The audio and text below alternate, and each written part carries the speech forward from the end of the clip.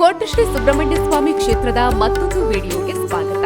ಇಂದಿನ ವಿಡಿಯೋದಲ್ಲಿ ಕೋಟೆ ಕ್ಷೇತ್ರದ ಮತ್ತೊಂದು ವಿಶಿಷ್ಟ ಆಚರಣೆ ಗಣಗಳ ನೇಮೋತ್ಸವದ ಬಗ್ಗೆ ತಿಳಿದುಕೊಳ್ಳೋಣ. ಕ್ಷೇತ್ರದಲ್ಲಿ ಷಷ್ಠಿ ಮಹೋತ್ಸವದ ಸಂದರ್ಭದಲ್ಲಿ ನಡೆಯುವ ದೈವಗಳ ನೇಮೋತ್ಸವದ ಸಂದರ್ಭ ಕೊನೆಯದಾಗಿ ನಡೆಯುವ ಸಂಪ್ರದಾಯ ಇದು.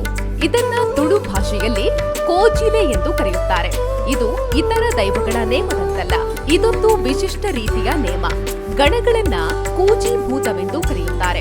ಚಾಮುಂಡಿ ಮತ್ತು ಇತರ ದೈವಗಳ ನೇಮದ ಬಳಿಕ ಇಬ್ಬರು ದೈವ ನರ್ತಕರಿಗೆ ಎಣ್ಣೆ ಕೊಟ್ಟು ಪ್ರಾರ್ಥಿಸಿದ ಬಳಿಕ ಇಬ್ಬರು ಸ್ನಾನ ಮಾಡಿ ಬಂದು ಕೊಡಿಯಡಿಯ ಎದುರು ಭಾಗದಲ್ಲಿ ಮರದ ಪೀಠದಲ್ಲಿ ಕುಳಿತೊಡನೆ ಹಿರಿಯರು ಅವರಿಬ್ಬರ ಮೈಗೂ ಕಪ್ಪು ಬಣ್ಣವನ್ನ ಬಳಿದು ಸಂಧಿ ಹೇಳಲಾರಂಭಿಸುತ್ತಾರೆ. ಸಂಧಿ ಪ್ರಾರಂಭವಾಗುವಾಗಲೇ ಗಣಗಳ ಆವೇಶ ಪ್ರಾರಂಭವಾಗುತ್ತದೆ. ಮುಕ್ತಾಯದ ವೇಳೆ ಗಣಗಳ ಮುಖದ ಮಧ್ಯಕ್ಕೆ ಸುಣ್ಣದ ಬೊಟ್ಟನ್ನಿಟ್ಟೊಡನೆ ವಿಶೇಷವಾದ ಆವೇಶದೊಂದಿಗೆ ದೈವ ನರ್ತಕರು ಓಡುತ್ತಾರೆ.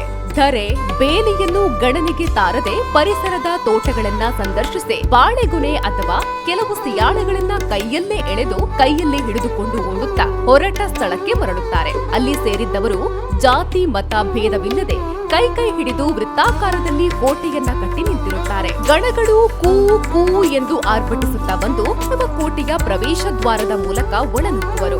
ನುಗ್ಗಿದ ಬಳಿಕ ಕೋಟೆಯ ಒಳಗೆ ಒಂದೆರಡು ಸುತ್ತು ಬಂದು ಕೋಟೆಯಿಂದ ಹೊರನೆಗೆಯಲು ಪ್ರಯತ್ನಿಸುತ್ತಾರೆ. ಇವರನ್ನ ಕೋಟೆ ಕಟ್ಟಿ ನಿಂತವರು ತಡೆದು ಹಿಡಿಯುತ್ತಾರೆ.